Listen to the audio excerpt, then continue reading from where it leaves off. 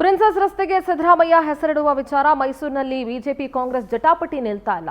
ಮೈಸೂರು ಮಹಾನಗರ ಪಾಲಿಕೆ ವಿರುದ್ಧ ಪ್ರೊಟೆಸ್ಟ್ ಮಾಡ್ತಾ ಇದೆ ಬಿಜೆಪಿ. ಮಾಜಿ ಸಂಸದ ಪ್ರತಾಪ್ ಸಿಂಹ ನೇತೃತ್ವದಲ್ಲಿ ಹೋರಾಟ ನಡೀತಾ ಇದೆ.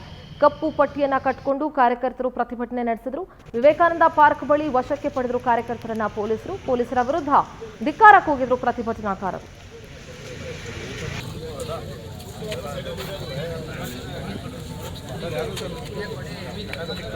ಸ್ಟಿಲ್ ಕ್ಯಾಮೆರಾ ಯಾರ್ದು ಕ್ಯಾನನ್ ಇದೆ?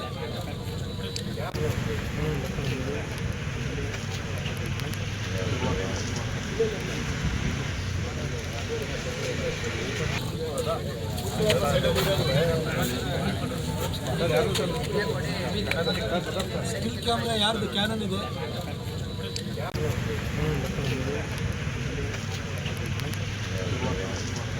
ಕೆಆರ್ಎಸ್ ರಸ್ತೆಯಲ್ಲಿರುವಂತಹ ವಿವೇಕಾನಂದ ಪ್ರತಿಮೆ ಬಳಿ ಮೌನ ಪ್ರತಿಭಟನೆಯನ್ನು ಮಾಡ್ತಾ ಇದ್ದೀವಿ.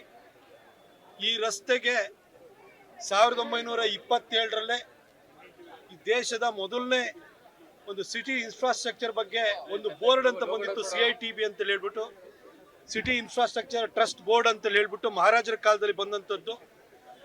ಆ ಸಂದರ್ಭದಲ್ಲೇ ಈ ರಸ್ತೆಗೆ ಪ್ರಿನ್ಸಸ್ ರಸ್ತೆ ಅಂತ ಹೇಳಿ ಹೆಸರಿಡಲಾಗಿದೆ ಎಂಬುದು ದಾಖಲೆ ಸಮೇತ ಸಿಕ್ಕಿದೆ.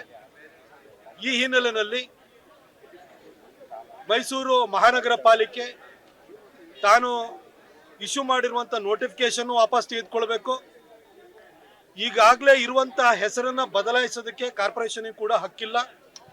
ಕರ್ನಾಟಕ ಮುನ್ಸಿಪಲ್ ಆ್ಯಕ್ಟ್ ಬರೋದಕ್ಕಿಂತ ಮೊದಲೇ CITB ಅನ್ನೋದು ಬಹಳಷ್ಟು ವರ್ಷಗಳ ಹಿಂದೆ ಬಂದು ಮಹಾರಾಜರ ಕಾಲದಲ್ಲಿ ಇದಕ್ಕೆ ಪ್ರಿನ್ಸಸ್ ರೋಡ್ ಅಂತ ಹೆಸರಿರೋದ್ರಿಂದ ಅದನ್ನು ಬದಲಾಯಿಸುವಂಥ ಯಾವುದೇ ಹಕ್ಕಾಗಲಿ ಅವಕಾಶಗಳಾಗಲಿ ಮೈಸೂರು ಮಹಾನಗರ ಪಾಲಿಕೆಗೆ ಇಲ್ಲ. ಅವರು ತಮ್ಮ ಪ್ರಯತ್ನವನ್ನು ಕೈ ಬಿಡಬೇಕು ಅಂತ ಹೇಳಿ ನಾವು ಪ್ರತಿಭಟನೆಯನ್ನು ಇವತ್ತು ಮಾಡ್ತಾ ಇದ್ದೀವಿ ನಮ್ಮ ಇಬ್ಬರು ಜಿಲ್ಲಾಧ್ಯಕ್ಷರ ನೇತೃತ್ವದಲ್ಲಿ.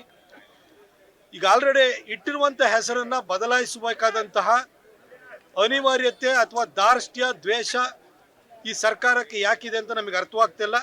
ಆದರೆ BJPಯ ಕಾರ್ಯಕರ್ತರಾಗಲಿ, BJPಯ ನಾಯಕರಾಗಲಿ, BJP ನಮ್ಮ ಪಕ್ಷ ಆಗಲಿ ಇಂಥ ಒಂದು ಪ್ರಯತ್ನ